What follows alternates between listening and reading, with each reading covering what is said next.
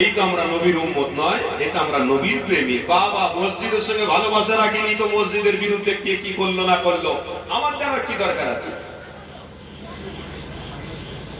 ইমানি মাহফিলের সঙ্গে ভালোবাসা রাখিনি, ইমানি মাহফিলে কি হলো না হলো, কটা কি বসলো না বসলো আমার জেনে কি আছে? আমি তো বাজার থেকে জলসার দিনে গোস্ত কিনবো, রান্না করবো, ইচ্ছে মতন খেয়ে দিয়ে কুটুমদারি করে ঘুমিয়ে পড়বো, এটা আমার ব্যক্তিগত ব্যাপার। বাহ, তুমি ওই যে ঘুমাচ্ছ আর এই যে জেগে বসে আছো, এই দুটোর মধ্যে আসমান জমিনের পার্থক্য আছে। কেন?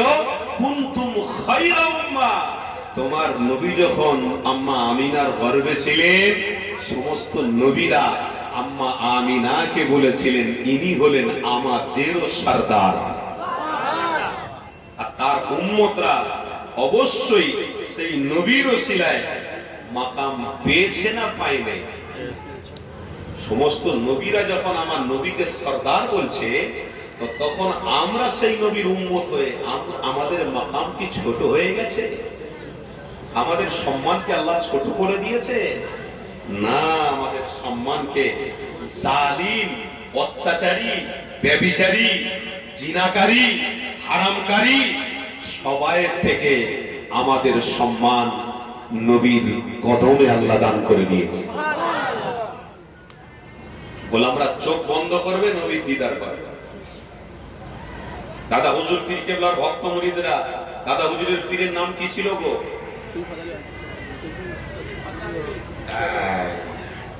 হুজুর কেবলার মাজারে একটু জিয়ারত করতে জানতো? সব আছে নাকি সব বন্ধ হয়ে যাচ্ছে আস্তে আস্তে?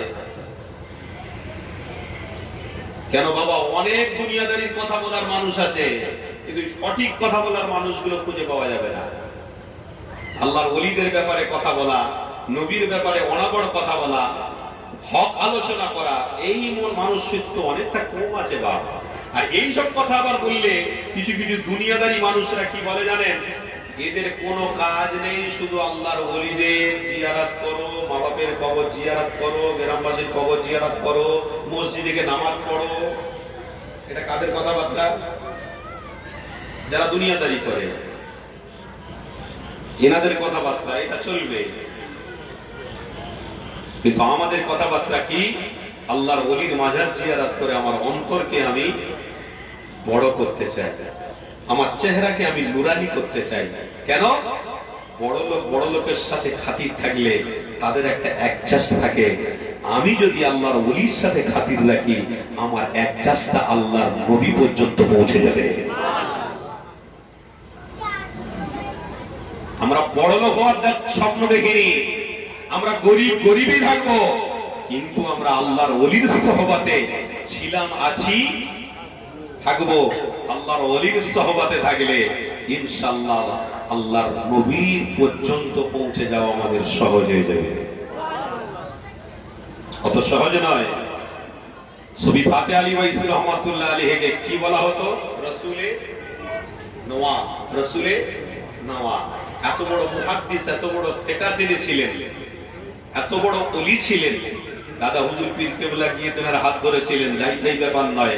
সেই আল্লাহর ওলি যখন চোখ বন্ধ করতেন, আল্লাহর নবীকে দেখতে পেয়ে যেতেন। মুহাব্বতে বলতে পারলেন না? চোখ বন্ধ করলে আল্লাহর নবী দেখা যায়, অত সহজ? হ্যাঁ, সহজ হবে বাবা। নামাজ পড়তে গিয়ে নিয়ত করে যদি ব্যবসা বাণিজ্য, মোবাইলে এটা সেটার খবর যদি নামাজের মধ্যে এসে যায়, কোথায় কি করেছি না করেছি সব খবর যদি নামাজের মধ্যে এসে যায়, আর তুমি আমল করে করে আল্লাহর নবীকে দেখার স্বপ্ন দেখছো, কেন তুমি দেখতে পাবে না? কোথায় আমরা আছি? কোথায়? পশ্চিম বাংলায়। আর কোথায় আছে? ইংল্যান্ডে। সেখানে ভিডিও কল করছে, আমি পশ্চিম বাংলায় দেখতে পাচ্ছি। কি গো, কথা ঠিক না ভুল বলছি? তাহলে এটা কি কানেকশন হলো? তার কই? মেডিসিন কই? কিছু নেই। বলে মাঝখানে পুরো ফাঁকা, আপনি থাকবেন ইংল্যান্ডে আর আমি থাকবো পশ্চিম বাংলায়। ভিডিও কলে ওখানে দেখবেন, আমিও আপনাকে দেখবো, আপনি আমাকে দেখবেন। ও এটা যদি দুনিয়ায় সহজ হয়, তো নবীর গোলামদের জন্য, নবীকে দেখা কেন আপনার আমার সহজ হবে না? অন্তর ঠিক করো। এইদিকে মুখ করে মাইকে না কি গো, আমার আলোচনা ঠিক হচ্ছে তো নাকি? অসুবিধা হচ্ছে আপনাদের? তাকবীর দেন না, নারে তাকবীর। কেউ তো এখন বলছে ডিজিটাল ভারত। সত্যি সত্যি আমরা টাকা দেখতে পাবো না, আগামী দিন দেখবেন টাকা শুধু ইনকাম করাই সার হবে। ব্যাংকে টাকা পড়ে থাকবে, ফোন পে, গুগল পে এইসবে চলে যাবে, টাকার হাতে থাকবে না। ডিজিটাল ভারতবর্ষ। ডিজিটাল ভারতবর্ষে যদি টাকা ইনকাম করে টাকা না দেখতে পাই, তো নবীর গোলামরা যদি মাহফিলে বসে বসে নবীর আলোচনা শুনতে শুনতে একটু দুরূদ শরীফ পড়ে ফেলে, তাহলে স্বপ্নে স্বপ্নে কি নবীর গোলামদের নবী দেখা হবে না? অন্তর ঠিক করতে হবে। তবে কোথায় গেলে নবী দেখা যাবে? যেনারা নবী দেখেছেন তাদের সঙ্গে সম্পর্ক রাখতে হবে।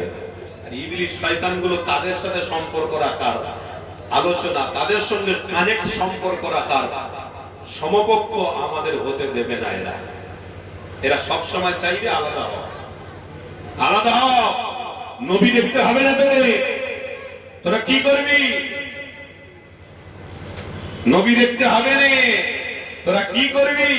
তোরা শুধু হারাম খেয়ে জীবন কাটা। কি আমার আলোচনা বুঝতে পারছেন তো নাকি? কষ্ট হচ্ছে? দাঁড়িয়ে আছেন কেন বাপ? বসেন, মহব্বতে বসেন একটু। হ্যাঁ, অসুবিধা হচ্ছে আপনাদের? বসেন, জায়গা আছে। মাশাআল্লাহ, অনেক মানুষ রাজি হয়েছে, আল্লাহ কবুল করুন। আল্লাহ নবী বলেছেন আল খামরু উম্মুল খাবাইস। সেই হাদিসের মধ্যে আছে আল খামরু উম্মুল খাবাইস। তার মানে কি? যে তোমরা যদি নবীকে ভালোবাসো, কোনোদিন হারাম জিনিস ছোটে লাগাবে না। আপনাদের গোপন কথা বলে যাচ্ছে, একটু মনে রাখবেন। খুব ইম্পর্টেন্ট কথা বলবো, এগুলো একটু মাথায় রেখে দেবেন। যে আনসারী অধম এসেছিল, কথা বলেছে, সত্যি ঠিক কথা বলেছে। সেই হাদিসের মধ্যে আছে যারা আমার প্রেমিক হবে, নবী বলছেন, তারা কোনোদিন হারাম জিনিস মুখে নেবে না। আর যারা মুখে নেবে না, কুনতুম খায়রা উম্মাহ, তারাই হবে শ্রেষ্ঠ উম্মত। জোরে বলুন। আল খামরু উম্মুল খাবাইস এর মানে হচ্ছে মদ হলো সমস্ত অন্যায়ের, ব্যভিচারের সব থেকে বড় কাণ্ড। অন্যায় যদি বিস্তার করতে হয়, এই হারাম জিনিসটা দিয়েই মুসলমানদেরকে ধ্বংস করা হচ্ছে।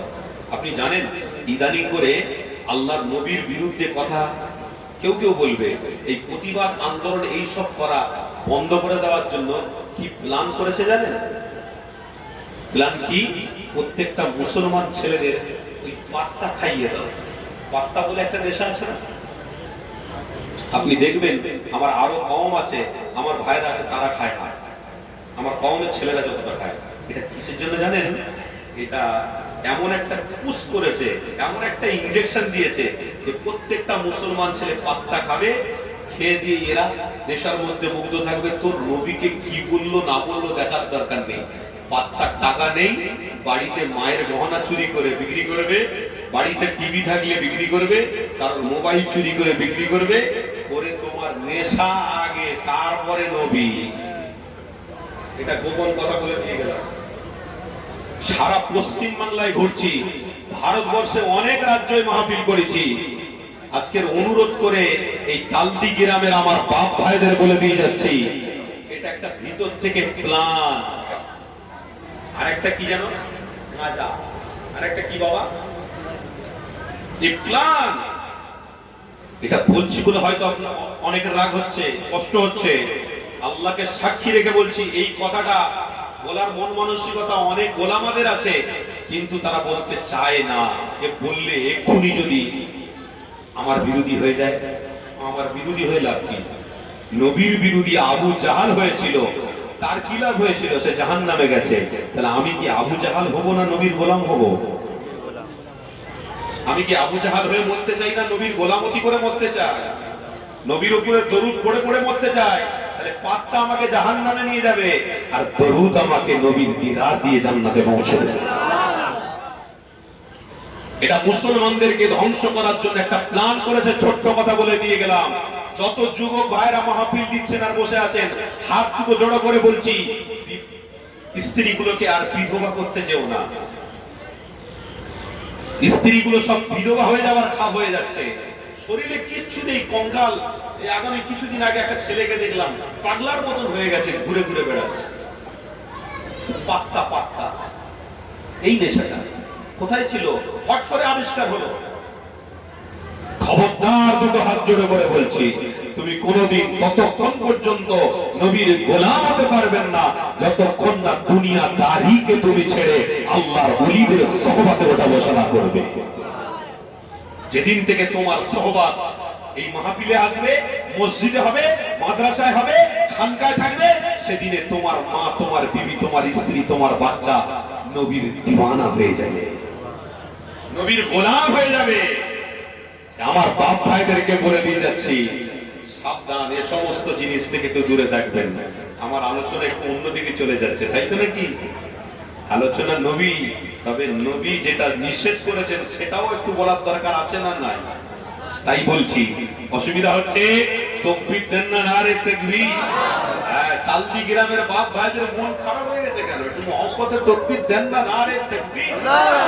এই তো সিলসিলায়ে হক মুজাদ্দেদে জামান, নবী পাকের আগমন দিবস, নবী পাকের আগমন দিবস, মাহে রবিউল আউয়ালের মাস, মাহে রবিউল আউয়ালের মাস, নবীর প্রেমিকগণ নারে তাকবীর, নারে তাকবীর, দরুদ